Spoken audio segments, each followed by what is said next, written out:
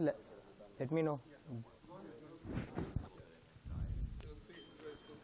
Jaya Radha Madhava Kunja Bihari.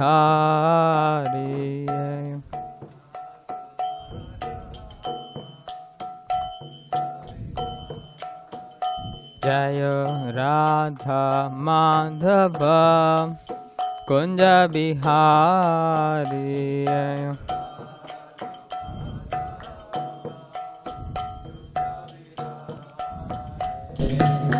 Gopijana Vallabha Girivaradhari.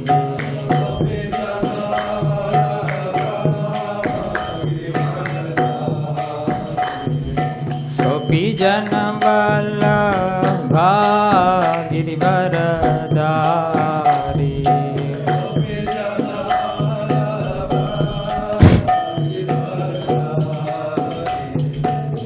Yashodanandana Brajajana Ranjana.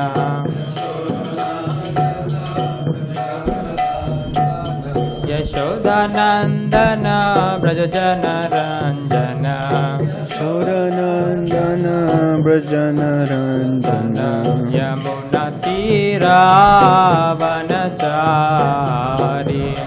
Tira Vanachari. Yamuna Tira Vanachari.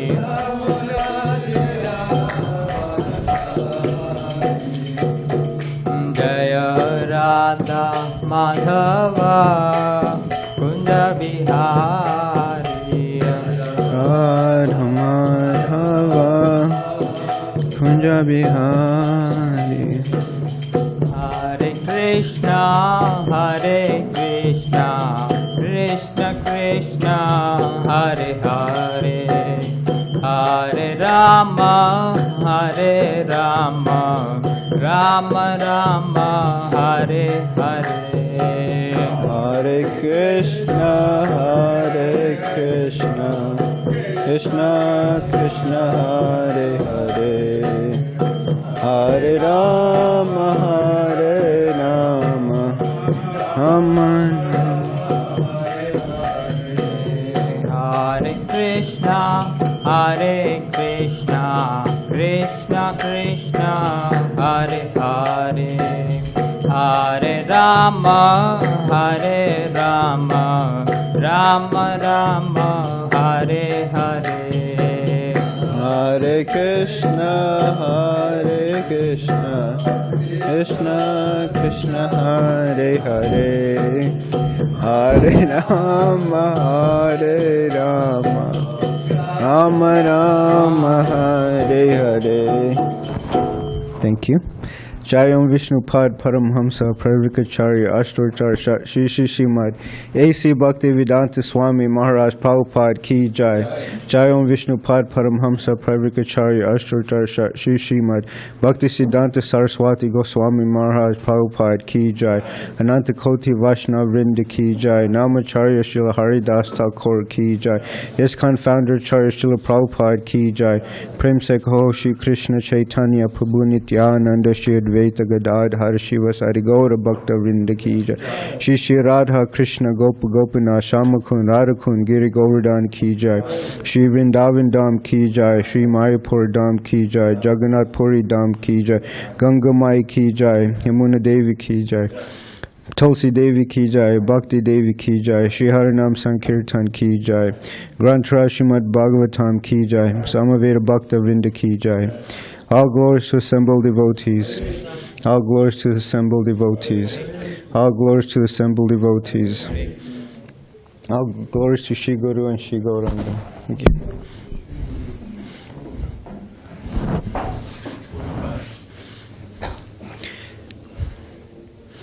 Naram Namaskritya Naram Chaiva Narottamam Devam Saraswatim Vyasam Tato Jayam Urdayat Nasta Preyo Bhadreshu Nityam Bhagavata Sevaya Bhagavatottama Shloke Bhaktir Bhavati Nashtaki. Om Namo Bhagavate Vasudevaya. Om Namo Bhagavate Vasudevaya. Om Namo Bhagavate Vasudevaya. So today we'll be reading from Srimad Bhagavatam, 6th Canto, Chapter 1, Text 45. Yena Yavan Yata Dharmo Veha Samihita Sa Eva Tatpalam Bhukti Tata Tavad Amutra Vai Yena Yavan Yata Dharmo Veha Samihita Saiva Tatpalam Bhukti Tata Tavad Amutra Vai Yena Yavan Yata Dharmo Veha Samihita Saiva Tatpalam Bhukti Tata Tavad Amutra Vai Yena Yavan Yata Dharmo Veha Samihita Saiva Tatpalam Bhukti Tata Tavad Amutra Vai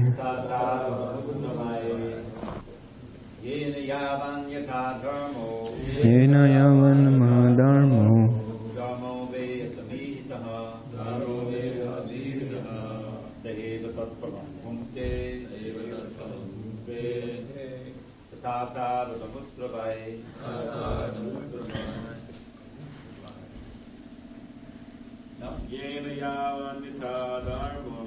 Yavan Yata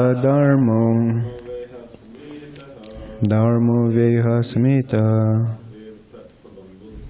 Sevatan Palam Bhukti Tata Tavad Amutra Vai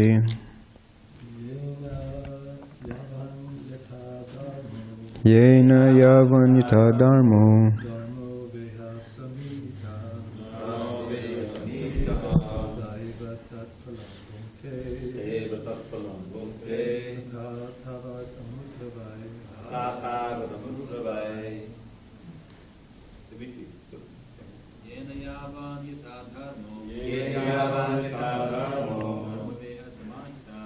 Dharma Veha Samita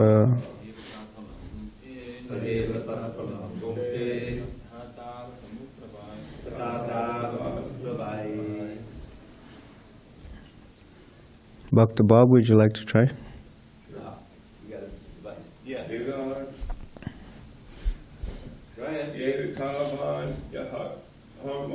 Yena Yavan Yata Dharmo Dharmo Veha Imita Seva Tatpalam Bhukti Tatavad Amutra Vai. Bhakti Tyler.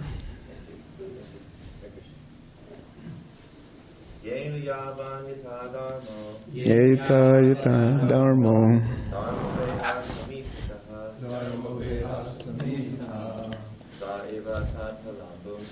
Seva Tatpalam Bhukti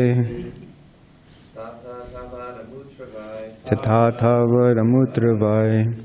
Anyone else? Saul, did you write that? Yeah, I did. Go ahead, you chant it before. Yena Yavan Yata Dharmo Dharmo Veha Samhitata Bhukti tata tavat amutravai. Thank you. Synonyms. Yena, by which person? Yavan, to which extent? Yata, in which manner? Dharmaha, irreligious activities. Dharmaha, religious activities. Va, or. Iha, in this life. Samihitaha, performed. Saha, that person. Eva, indeed. Tatpalam, the particular result of that. Bhunkte, enjoys or suffers.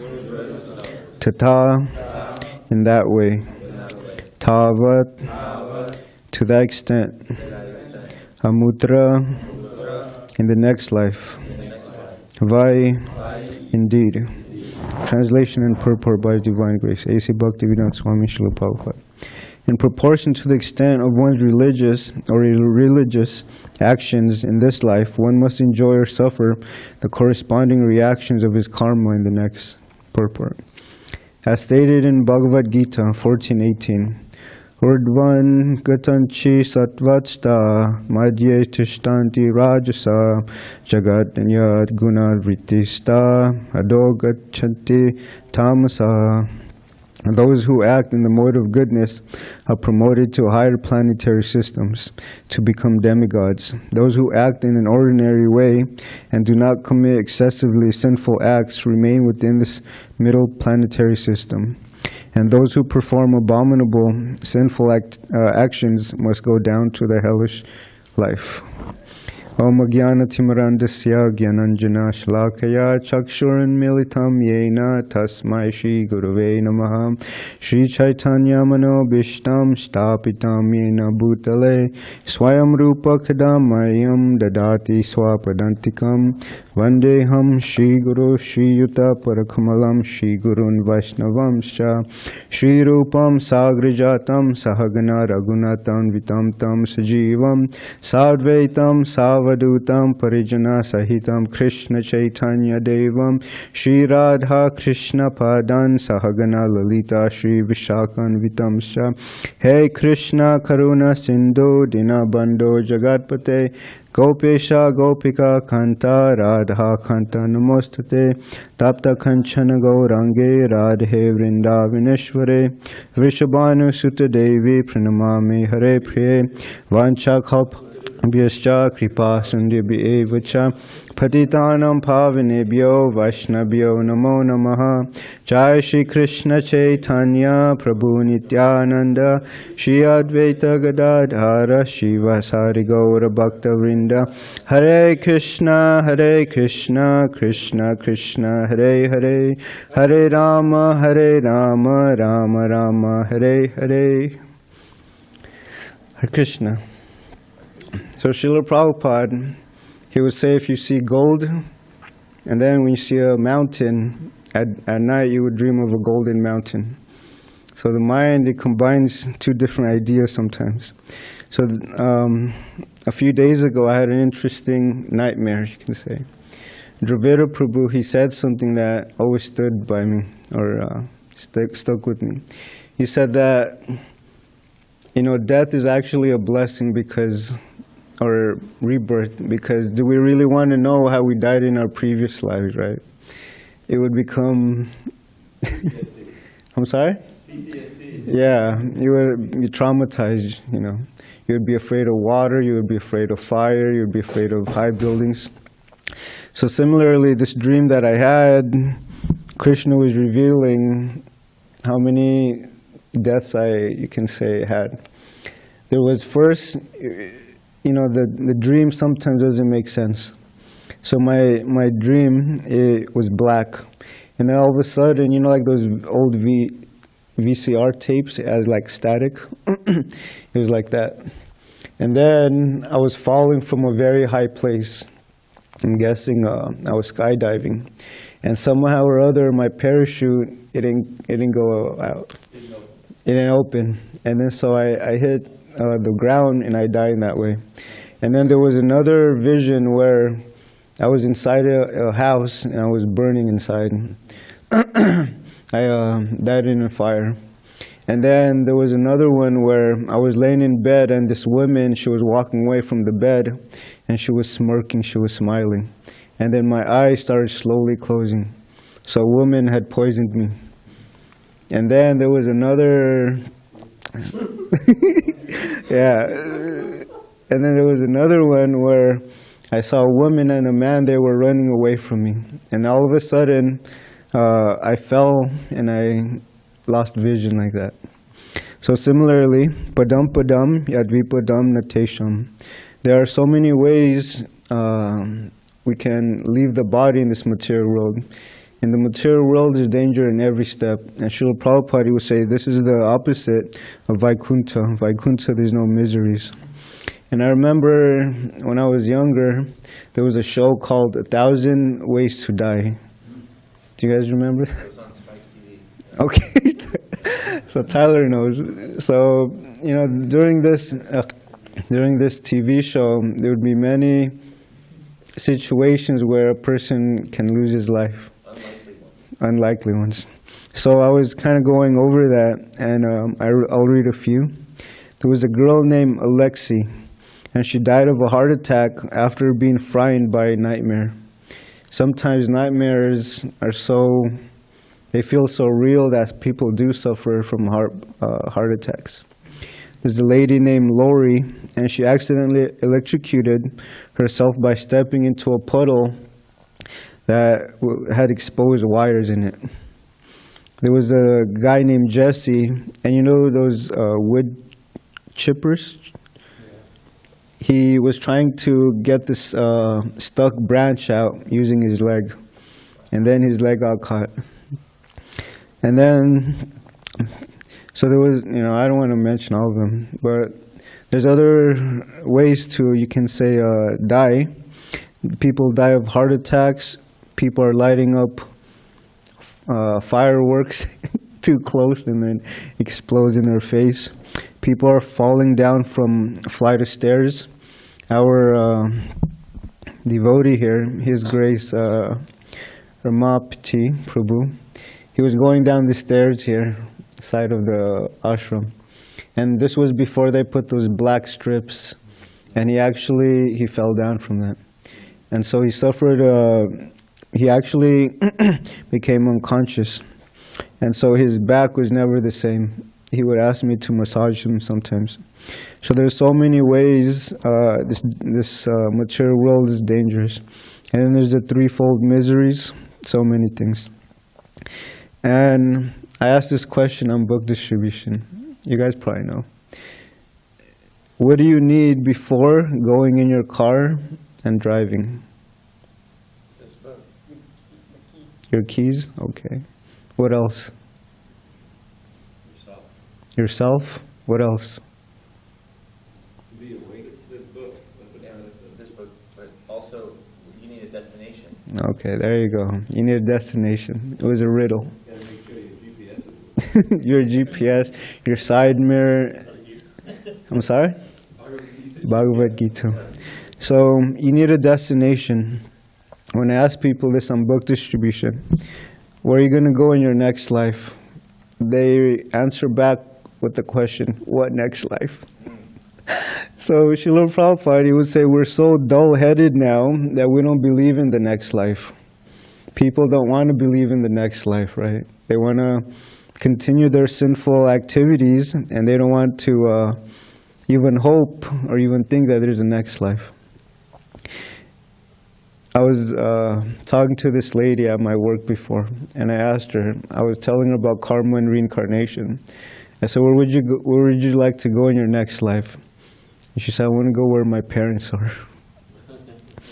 So, you know, she had this idea that they're in heaven, they're enjoying, so I'm also going to go there. I also asked this other lady, this resident, where do you want to go in your next life?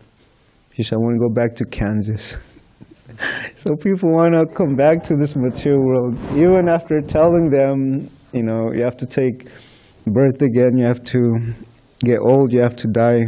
So these are the terms and conditions that Krishna put forward in this material world. We have to grow old, we have to die.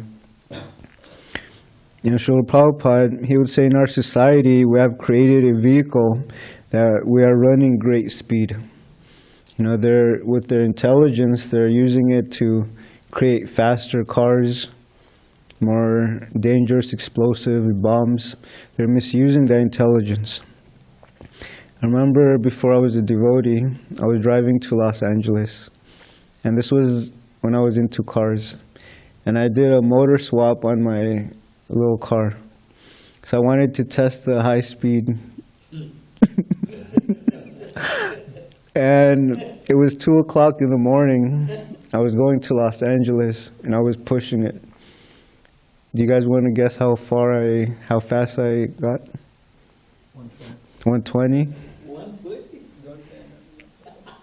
I went 145. 145. I was topping out. And the car I had had good suspension, so it wasn't wobbling or shaking. So I was thinking, okay, I got to LA, but what about coming back? So coming back, I kept a constant speed of 90 miles per hour. But a police caught me. He said, do you know how fast you were going? And I said, 75. I knew I was going 90. But actually before that, I was going 95 or even 100. So Srila Prabhupada, he says that the dog is running and we are running. But since we created motor cars, we're thinking, I'm going faster than this dog. I'm civilized. So, people, a lot of people think I'm eating at an expensive restaurant. I'm civilized, right? I'm part of this La Jolla Yacht Club. I'm civilized. People think I'm part of this institution and I'm civilized. Not ISKCON, because ISKCON is bona fide. But, so a lot of people, they're actually doing the same thing. Eating, sleeping, mating, and defending. And we may be sleeping at Hilton's and a dog might be sleeping on the street, but still the same, sleeping. People think I have so many people I can sleep with, I'm civilized, right? But Srila Prabhupada, he says there's actually bodies that you can have that are more suitable for that. Sparrows, rabbits, monkeys. Prabhupada said you can have sex 3 times in an hour. So if you want... Pigeons, especially pigeons. So if you want that type of lifestyle, Krishna within the heart, he will fulfill that. But the hog is also doing the same thing. And Prabhupada, he would make the point that human beings with this type of mentality is considered polished animal life. The dog is eating with its mouth, and we're eating with forks and spoons. So it's not very civilized, but the principle is the same. And so the question is, what is our destination after this life? Do we still want to be wandering around? Do we want fame, riches, recognition? The real destination should be Krishna, to go back home, back to Godhead. And I remember on our way back here from Santa Barbara, Jamal and I were serving His Holiness Giriraj Swami Maharaj. And, LA traffic is so bad. You're in there for like 4 hours trying to get to the next town, And I remember we saw a few supercars.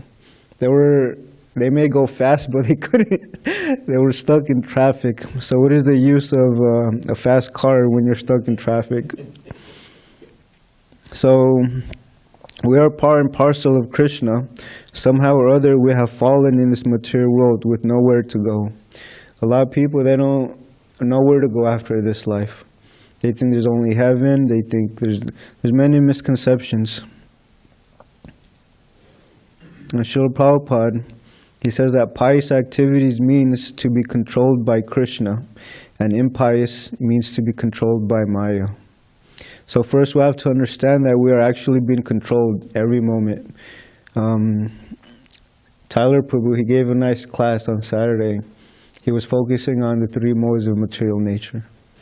So some people, they're controlled by the mode of goodness, some people are controlled by the mode of passion, and some are controlled by the modes of ignorance. And you can see that.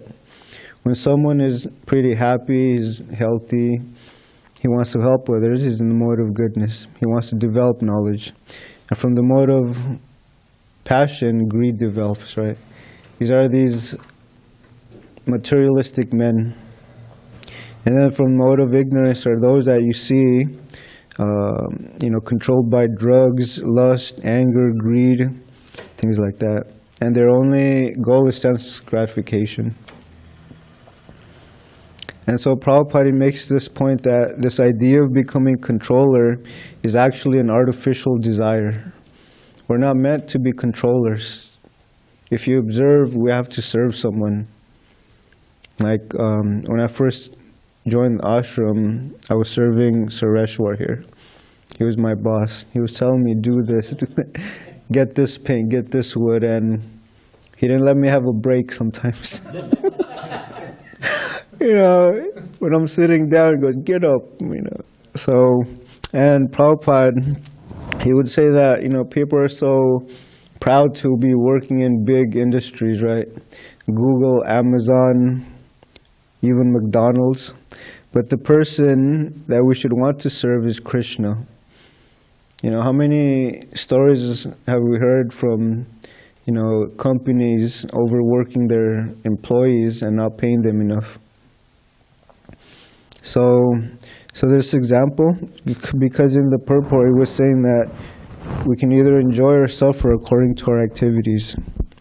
And a high court judge, he must have studied very, long hours to get that position.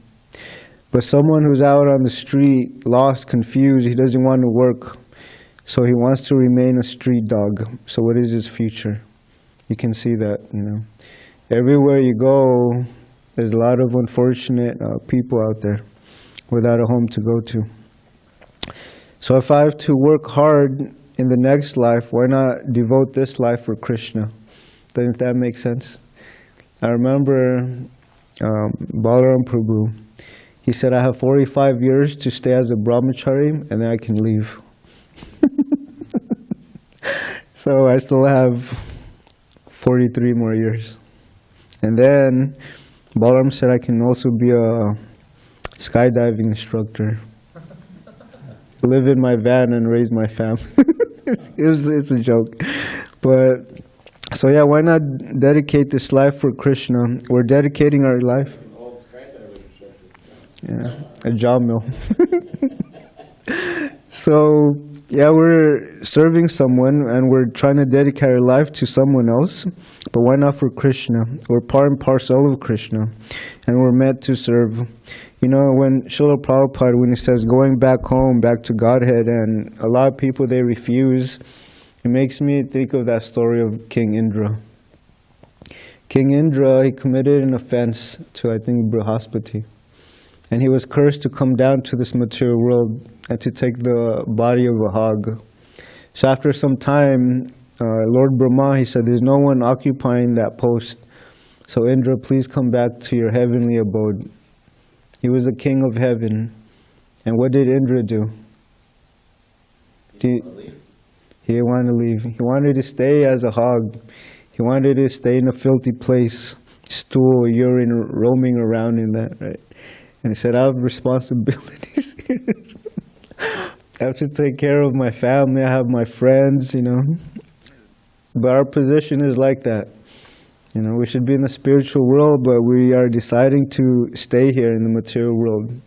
Going from one place to one place, going from one body to another body, one universe to another universe. So many different forms that we've already done, that old saying, been there, done that. And Srimad Bhagavatam is telling us that we've gone through so many lives, so many bodies, and we're still suffering like anything. But in the mode of, but Maya, she deludes us. So I like this story. There was a sage. He went to 4 different people, and he gave them different blessings.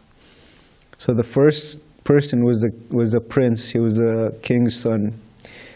And you know, as princes, they have all facilities for sense enjoyment. So the sage told him, Rajaputra Chiram Jiva. So that means you're a king's son, a prince, may you live forever. So he gave this blessing to a prince. The next person, he was the son of a saintly person. So he told him, Majiva, you don't die. So he told Prabhupada would say, a brahmachari, you don't live. And then a sadhu or a devotee, the sage blessed him with Jiva va, Marava. Either you live or you die, as you like. And then the fourth one was a butcher. So the sage blessed him by saying, Ma Jiva, Ma Mara. You don't die and you also don't live. So why did he give these people blessings? Tyler, the prince, why would he tell them, you don't die, live forever? Mike, please. You stop me though. Okay. Yeah. Okay. So he told the prince, don't die. And the reason why is because princes, they have a tendency for sense enjoyment.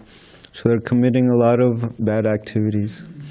So he said, don't die, because in your next life, you're going to be suffering a hellish life.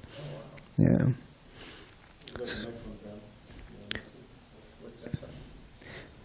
So he said, better you live forever, because after your death, you do not know what is going to happen to you. You are going to get a hellish life. So the brahmachari, he told him, Ma jiva, you don't die. Or, don't live. So the brahmachari, why would he get that blessing? He wants him to die. Because he's going to go to the spiritual world. He's on the right path. Perfect. Okay. Prabhupada, he would say that the brahmachari is working under the guidance of a spiritual master. He's performing austerity. So the sage told him, you better die, because you are so trained to enter into the kingdom of God, so why should you take so much trouble? Don't get any ideas, Govardhan. So Majiva. And then the devotee, and the sage blessed him, you could die or you could live. It doesn't matter, it's the same. Why? Yeah. They're performing Dravida? Oh, well, I don't care. Because he's already on the transcendental platform, so whether he's living or dying, he's experiencing the same thing. Exactly. A devotee, he doesn't care, you know. And then the butcher, he said, don't live and don't die also. He said, Ma jiva, ma mara. Take it, Tyler.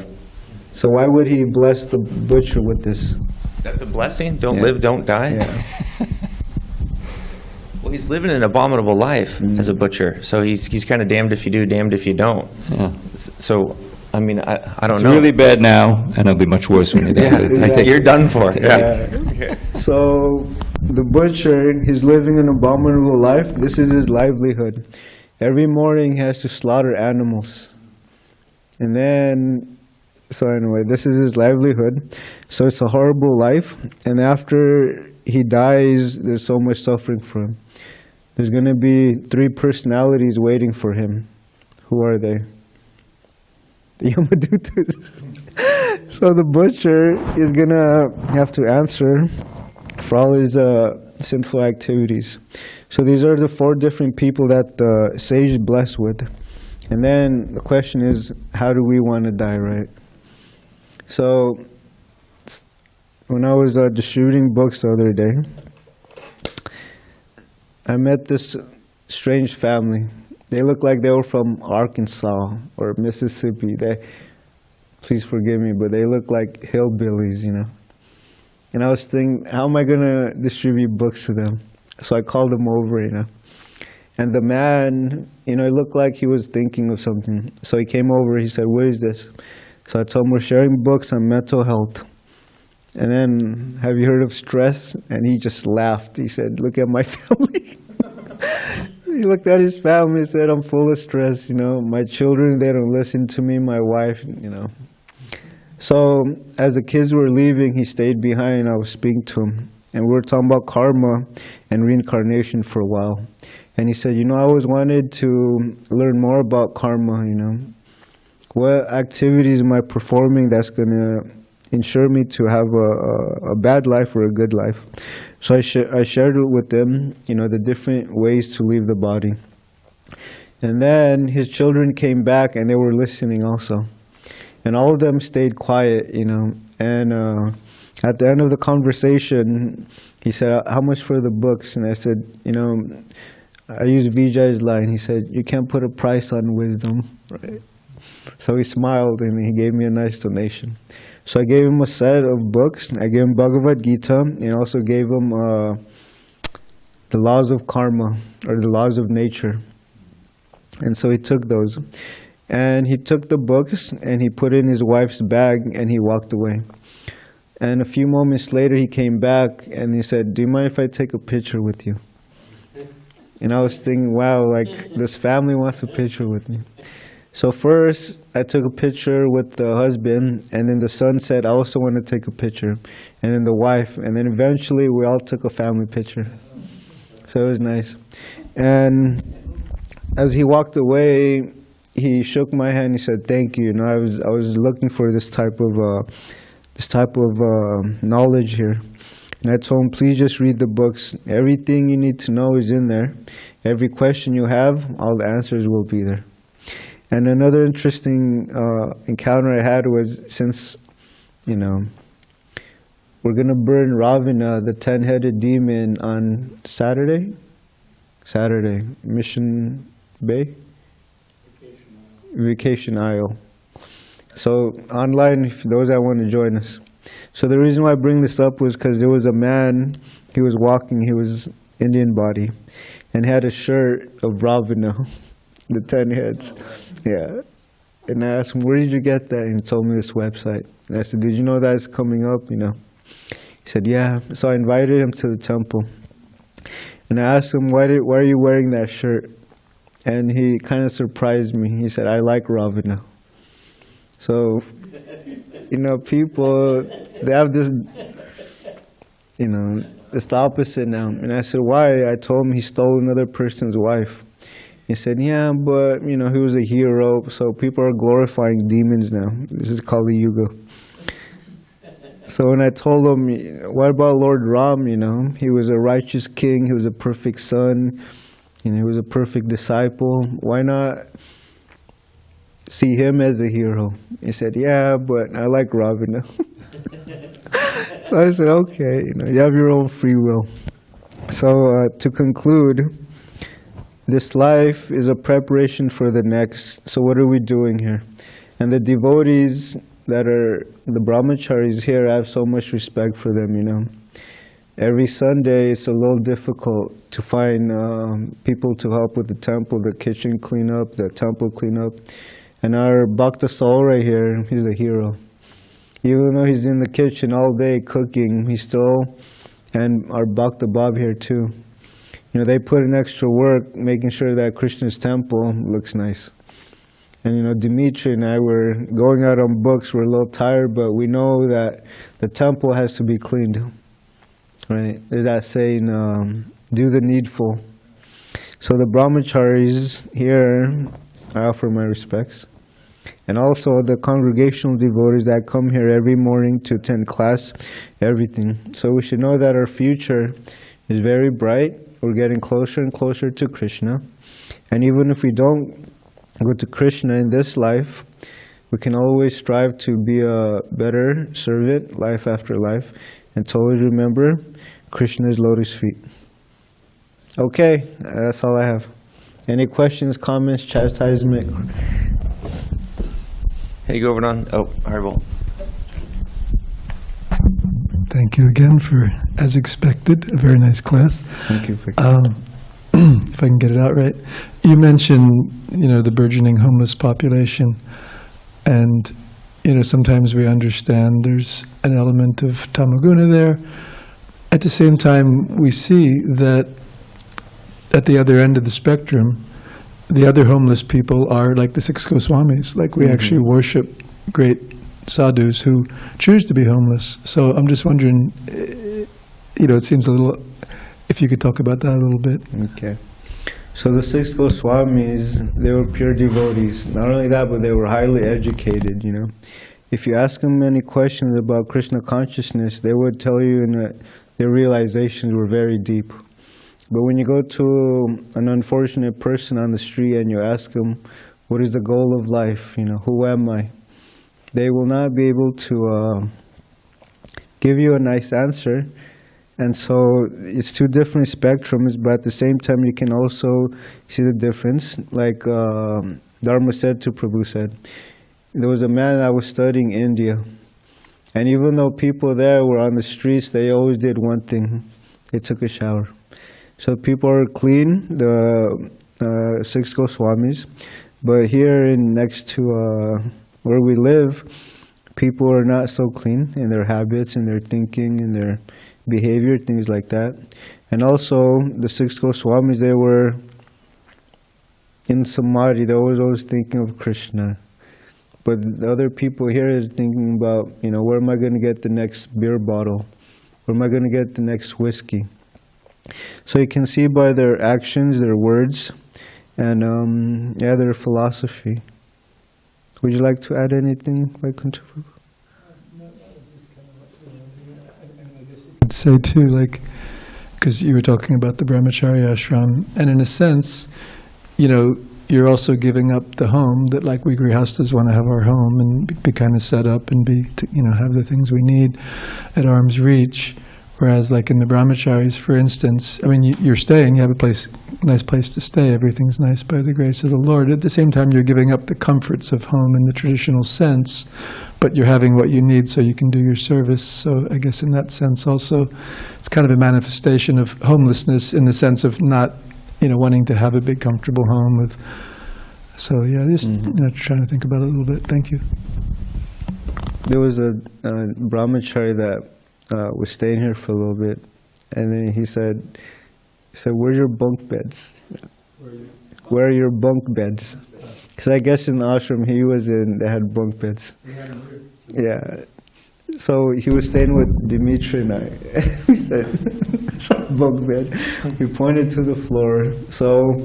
And it was funny too because, who cares about me? Maharaj and I, we were in Maui. We were staying with a devotee. And so they had a nice bed for me, for the nice guests.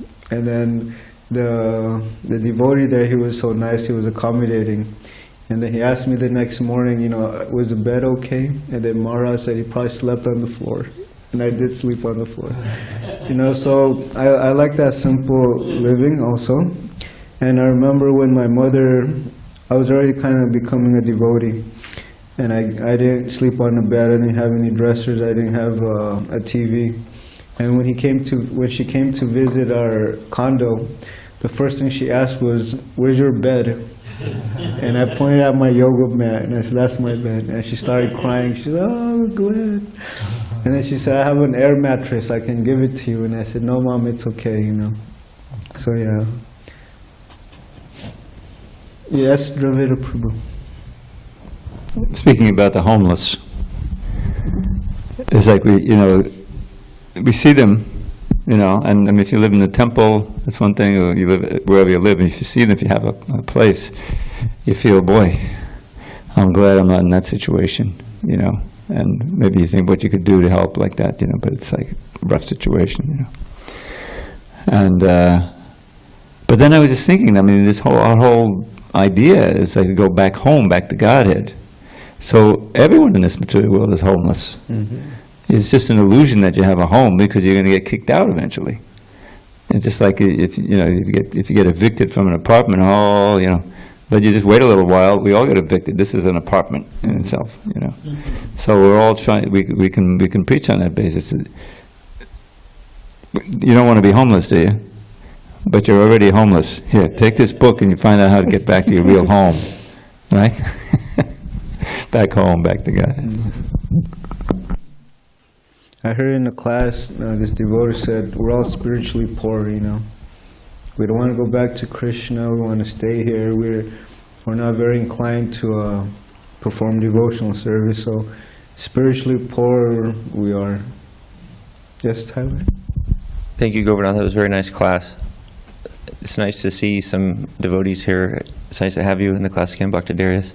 Thank you for glorifying the brahmacharis too, especially their hard work on Sunday. It takes a lot to make that program work, especially before and after, so thank you. I just had 2 quick thoughts on what you said, but I did have a question for you about the chapter we're in. So, on the way down here last year, I was with my stepfather, and we were coming down from the Northwest, and we stopped at my sister's house. They just bought a house in Portland, her and her boyfriend, now fiance. So it was like this nice big house, it had 2 stories, has this big yard, it has a garage, and they were giving us this tour of it, and like I was just kind of overwhelmed by the magnitude of it. I was like, wow, my little sister has this big house and they have to manage this whole thing. And then we finished in the living room, and I just looked at her and I pointed at this little corner, and I go, if I could just have that little corner, I'd be happy. And then a few weeks later, I'm in the ashram and I have a little corner, and I've never been happier. And I really like what Vaikuntha Prabhu was saying, where it's like, I like not having that kind of home. I mean, I had an apartment near the temple for so long, and just that little walk home felt like a mile away. Even, I mean, Mani Bandhani was so nice to let me stay there when I first showed up, but even just that walk, just down Grand Avenue, you like feel the potency of the temple sort of wane as you get closer to, its apartment life. So that makes the brahmacharis attach to the temple. We don't have a home, so we're grateful to be in the temple, and this temple's our temporary home, but we're attaching to a temple, which is really nice. So I feel really grateful to be here and fortunate that I can sleep in a small corner of this temple and can call it, quote, home for the next, 35 years or however long, we're blessed to do this. So it's a wonderful idea, so thank you. The question I have for you, it's the one I alluded to last night. It's one I wanted to ask you about for a while. And it's good because you kind of zeroed out from the text and where we're at in this story of Ajamil. You, a couple months ago, had been reading 6th Canto on your own, and you came into the room one time and you were so excited, and you were like, guys, the 6th Canto is so great, and you were telling us all these stories from it. And I hadn't seen the 6th Canto yet, so I was really kind of whoa, wow, that happens there and this. So now we're here. And we're listening to the Vishnu Dutas and Yama Dutas go back and forth, and we've heard Ajamil's story. So I wanted you to reflect maybe or share why you thought this part of the Bhagavatam was so awesome, and why you were highlighting, its potency, months ago before we even got here. Thank you, Bhakti. So, Jamil, when I first read about this pastime, it was so interesting because even at 88 years old, he was still addicted to sense gratification. And I was just thinking, I don't know where it's at, where it's from, but every saint has a past and every sinner has a future.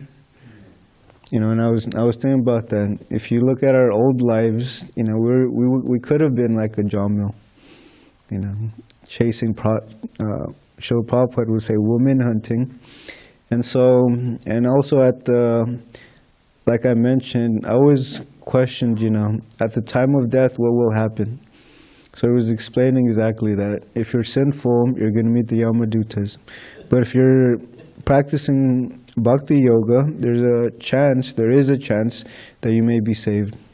And then I was already chanting Hare Krishna, but I know the potency of chanting Krishna's name. So when I read the Jamil story, I was thinking, wow, this is so enlivening, And then I just kept chanting, Hare Krishna, Krishna Krishna, Hare Hare, Hare Rama, Rama Nama Hare. So every day we're chanting, we are making a vow to chant for the rest of our lives, 16 rounds. 16 rounds is a good number. When I first started, 2 rounds was very, 2 rounds, how can I, my mind was just thinking this, and I looked down, oh, I'm chanting. I don't even, and the Jamil, what I like about a Jamil is that, just like the title said, second chance, We're given a second chance to remember Krishna, to rectify our bad habits and all of that. And just Jamil's pastime is really nice because it shows the importance of chanting the holy names of Krishna. I hope that helped. To the Chitraketu pastime. It's incredible. When I first read it, I said, this has to be a movie. Yeah. This is an incredible movie. You got this big demon who's actually a devotee. You got, you know, lamentation. Then the son gets killed by his co-wives. It's amazing.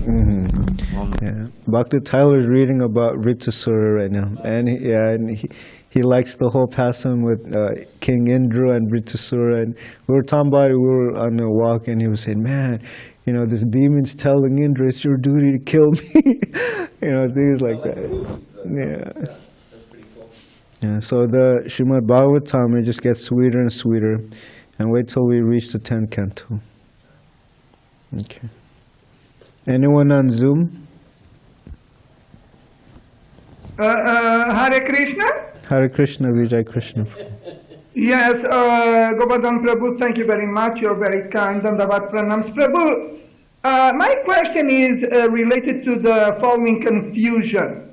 You know better than me that when we circumambulate Tulasi Devi, one of the end results is that even the sin related to killing a Brahmana becomes forgiven.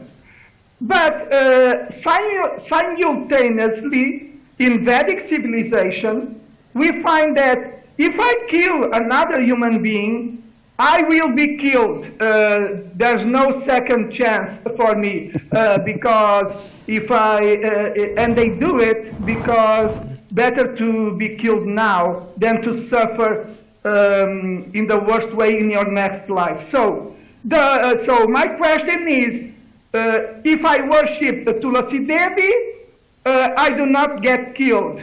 But if I kill someone, I get killed. So I'm so confused. Okay, thank you for that wonderful question. Oh, Prabhu, you're welcome. Srila Prabhupada, he would mention sometimes that there are contradictions, right? Like that. How in the Manu Samhita, if you kill a person, if you steal a person's wife, if you take people's possession, you have the right to kill them. And so, yeah, there's laws, man laws, but since we're worshipping Tulsi Devi, it's a transcendental activity. It's beyond the three modes. Not only that, but it's I'm not really sure how to explain it. Dravida Prabhu, can you? What? You like this guy's circumambulation? Why, killing a person, and then the result of circumambulating Tulsi Devi, you get for even killing a Brahmana. Yeah, well, that's in a nutshell, that's what we're just reading about here. You've got a Jamil who did all kinds of abominable things all his life, and is obviously, according to the Yamadutas, eligible for punishment. But because he chanted the holy name inoffensively, and he was chanting a lot, actually, because he was calling his son, even though it wasn't his name. Then he was actually eradicating the sinful reactions. So and of course at the end there he chanted, and I have to clear up, so because I'm always like the editorial mind. Chanting means repeating. If you just say Krishna, you didn't chant the name of Krishna. You uttered the name of Krishna. Just to put that's on the sidelight. But the idea is that yes, even if the Manu Samhita is exactly what the Yamadutas are working from. They're working from the official Vedas and the Manu Samhita. But there's a clause in there. Maybe it's not written down somewhere, but if you get the favor of the Lord by chanting the holy name, walking around Tulsi, then your sins are eradicated. So now it may not be in some manifestation of in India today. You say, well, yeah, I know I killed the guy, but then I walked around Tulsi. Sorry, buddy. It doesn't. But as far as your debt to Krishna, in other words, the Yamadutas aren't going to come and get you for that sin. You may have to suffer punishment because it's in Kali Yuga. so they're not really following. But the transcendental dharma that Krishna is going to give us through the Narayan Dutas, the Vishnu Dutas. They're going to explain it. Yamaraj will explain it. Obviates or supersedes the rest of the Vedas. So there's a tension there. But today, in today's world, don't try to claim that in some court. But if you're chanting. It's like I was talking about those guys in jail, There's a whole bunch of devotees in jail because over the years we have ISKCON prison ministry. There's people writing them all the time. They're visiting, sending books, and they're feeling the weight of their crime and their sin is being lifted, even though they're still in jail. Mm-hmm. They're not going to let them out of jail because you're chanting Hare Krishna. But the inner jail, it's the suffering that's attendant of it, is being relieved just by them being there. So that's the answer. You can't try to apply that to today's world, but in terms of the overall law of the Lord, it applies perfectly. You'll be. But is that all right, Prabhu? David Prabhu, if I may, just a very quick follow-up question. Okay, not today, not in our present days, but in the old days related to Vedic civilization. Let's imagine that I kill a human being and in one day, and in the next day I go to the temple to worship Tulasi. Is it that the ones who are in charge for the law find me in the next day worshiping Tulasi, they will not kill me? If they're really Vaishnavas, if they're surrendered Vaishnavas, they won't arrest you. But it's Kali Yuga. Now I got it. Yeah, yes, yeah. You have to go back ages, to find it. It's Kali Yuga. They can pick you up for anything. But if I could just share, because you mentioned Vritrasura, and there's one prayer that a lot of devotees memorized when they first read it. It first came out. I remember these books came out one after another. And if you allow me to share it with you, I think you'll like it. And it goes like this, because he's being killed by Indra and he likes it. He said, okay, let me get out of this demon body and go back to Godhead. So he's praying now. You got to visualize, his arms have been cut off, he's bleeding and everything. Huge demon. Vritrasura means you can swallow the universe, Vritrasura. But he's demon on the outside, devotee on the inside. So now it's devotional. Ahon hare tavapadai mula dasanu daso bhavetasmi bhuya. Munaksmedeta supate gunangste grunita bhakarma karotu kaya.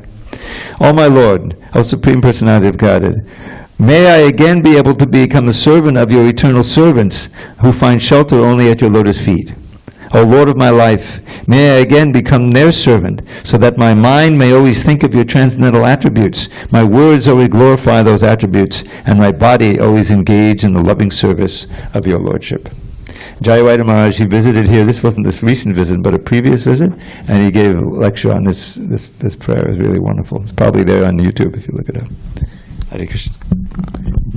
Thank you for your time and attention. Granth Srimad Bhagavatam ki jai. Srila Prabhupada ki jai.